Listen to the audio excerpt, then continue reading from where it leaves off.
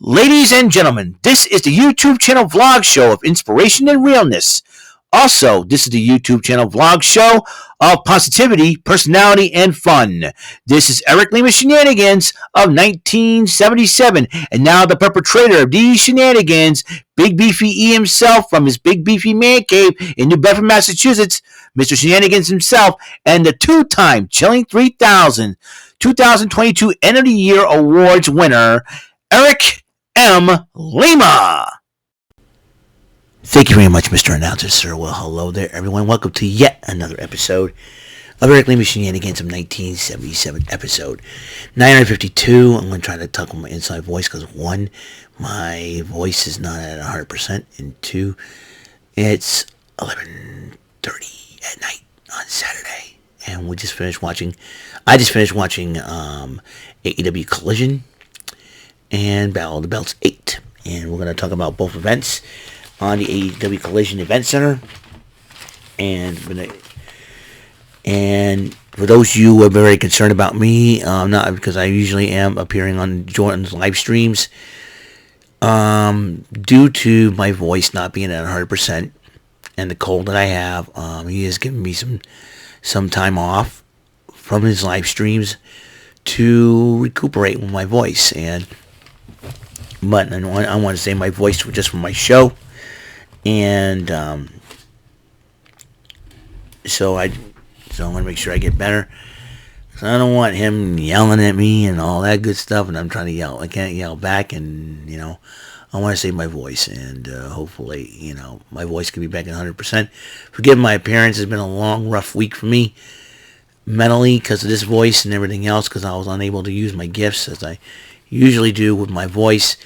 My voice to me is an extension of my personality, and I believe the Lord gave me a voice for a reason. And I've always wanted to spread cheer and positivity and all that. And the problem is, it's been a rough road to get there. But I will be back on 100%. I hope I do. And I'm going to try to go as quick as I can with this, so that way I don't have to worry about anything else. So I do apologize if this video is short and to the point. So I want to do this right now. A dream matchup that Tony Khan put together. Bryan Danielson went up against Andrade El Idolo, and after a lot of great matches, this great matchup, Bryan Danielson ended up getting the victor, but the lights went out, and lights went back on. Malachi Black appeared and kicked Bryan Danielson in the face. As Wheeler Yuta and Claudio Castagnoli about to come down, lights went out again. Malachi Black disappears.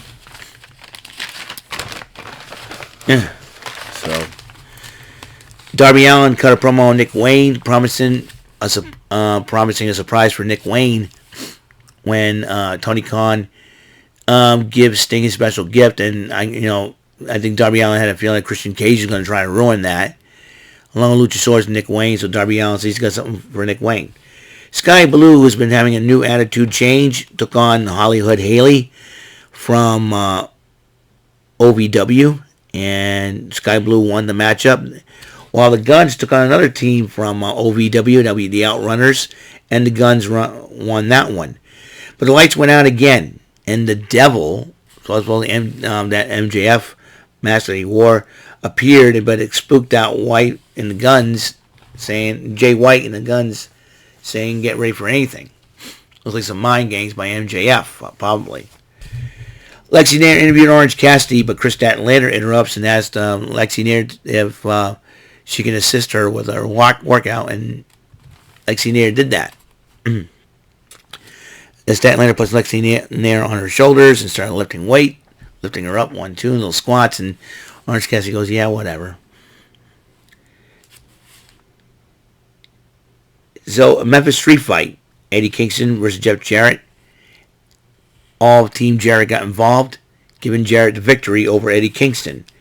Lexi interviewed the Acclaimed, and Max Caster seemed a little out of sorts, and then they said they will be ready for the team by Matt Menard, Angelo Parker, and Daniel Garcia. CJ Perry was walking down making her collision debut as Miro took on Action Andretti. Miro ended up winning the matchup with the game over. Lexi interviewed Parker, Menard, and Garcia along with Anna Jay, and they said that they'll be ready for this matchup for Battle of the Belts. And then Ruby Soho got interviewed by Maxine, and Ruby Soho says that she deserves a shot at the AEW Women's Championship and vows to beat Hikaru Shida this coming Wednesday. Los Faccioni and Gonable promo, and they were talking about how they're going to take over. We'll see what happens there. Eddie Kingston cut a promo on Jay Lethal. In fact, Eddie Kingston did a passionate promo, and I think mentioned Jay Lethal by his real name. And that can get really personal and ugly in a hurry.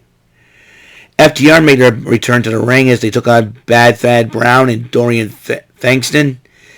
It ended up being a no contest, or technically it would be FTR by disqualification because House of Black hit the ring attacking FTR during the matchup.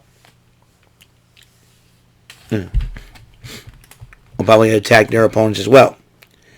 The AEW Tag Team titles were on the line. Ricky Starks went up against, and Big Bill went up defending against Claudio Castagnoli and Will Yuta of the Blackpool Combat Club. House of Black got involved again, giving Starks and Big Bill the victory. And after the matchup, they started attacking again, and FTR and Jon Moxley got involved. All 10-man brawl. And then Big Bill, Starks, and House of Black retreated, but Starks tried to get back in the ring. He got a big rig for his troubles. And the Battle of the Belts 8 began, and as Blackpool Combat Club and everybody else left the ring, Orange Cassidy is entering the ring for his title defense against John Silver. Bumps into Moxley. Moxley shoves Cassidy. Everybody had to be separated. And Orange Cassidy defending against John Silver. Silver then, Cassidy retained the title against over John Silver. Lexi interviewed Andre El Idolo about the matchup against Bryan Danielson. CJ Perry interrupts Andrade, saying that she may offer her services as a manager. And Andrade's like, I don't know. I think when it comes to women, I think Andrade should better steer clear of CJ Perry. And that's my personal opinion. And Tony Nese, Smart Mark Sterling came out to address the Memphis crowd, saying that he's the next television champion. Samoa Joe came down to defend his title against Tony Nese. Samoa Joe retained. Then he addressed MJF. So there's that. The TBS title on the line, Chris Statlander against Willow Nightingale. Statlander retained the title. Sky Blue, as the ring, tells Nightingale not to shake her hand, but Nightingale shakes her hand anyways. Is high-fiving the fans as she left. And then Lexi there once again interviews Cassidy. Says, hey, you want to shove me? How about you and Bryan Danielson face me and Kazuchika Okada this Wednesday? The Rainmaker's coming down to Dynamite. This is going to be fun. And finally, the main event. The Trios title, the Acclaim and Billy Gunn took on Parker, Menard, and Garcia. And Garcia's dancing and ended up costing them the match as the Acclaimed retained the tag team titles. Well, that's all the time we have on this show. As you know, as you hear, my voice is going out once again. I don't know what's up. But I want to thank you guys for tuning in. So until the next episode comes rolling around, Mr. Announcer, take us home. That is all for today's episode of the show. This is Mr. Lima speaking for Eric Lima Shenanigans of 1977. A Big Beefy E, do for Bob Saget production, and in association with A Sweet Bowl for Raving Dingleberries Telepictures and Distribution.